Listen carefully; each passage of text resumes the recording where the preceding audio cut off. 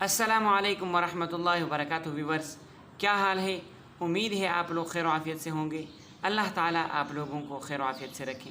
آج آپ کے سامنے قرآن کا عمل لے کر آیا ہوں کہ اپنے کاروبار کو قرآن کے ذریعے سے آپ بچا سکتے ہیں۔ آج کل یہی ماحول ہے کہ ہر جگہ میں تقریباً کاروبار انتہائی نقصان دہ ثابت ہو جاتا ہے، نقصان اس میں زیادہ ہو جاتا ہے۔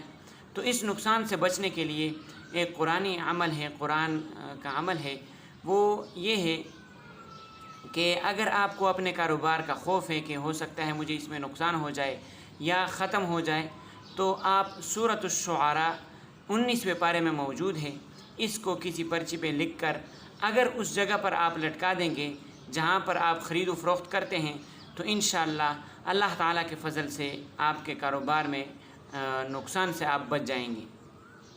دوسری بات یہ ہے کہ اگر کسی آدمی کو اپنی چیز کے تلف ہو جانے کا ڈر ہو، یعنی تلف کا مطلب یہی ہے کہ اگر کسی کو یہ خوف ہو کہ ہو سکتا ہے یہ چیز میری ضائع ہو جائے، تو اس کو چاہیے کہ سورۃ القصص جو 20ویں پارے میں موجود ہے اس کو لکھ کر اس چیز کے ساتھ چپکا دیں، یا اس پہ جہاں وہ جو چیز ہے اسی پر آپ چپکا دیں، تو انشاءاللہ اللہ تعالیٰ کے فضل سے اور قرآن کریم کی برکت سے انشاءاللہ وہ چیز تلف ہو جانے سے محفوظ رہ جائے گی۔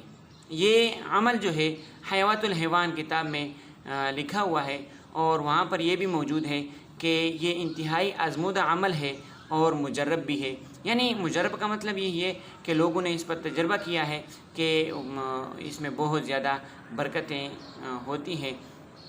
اللہ تعالیٰ سمجھنے کی توفیق عطا فرمائے۔ اللہ تعالیٰ آپ لوگوں کو قائم و دائم رکھے، آباد رکھے۔ اللہ حافظ۔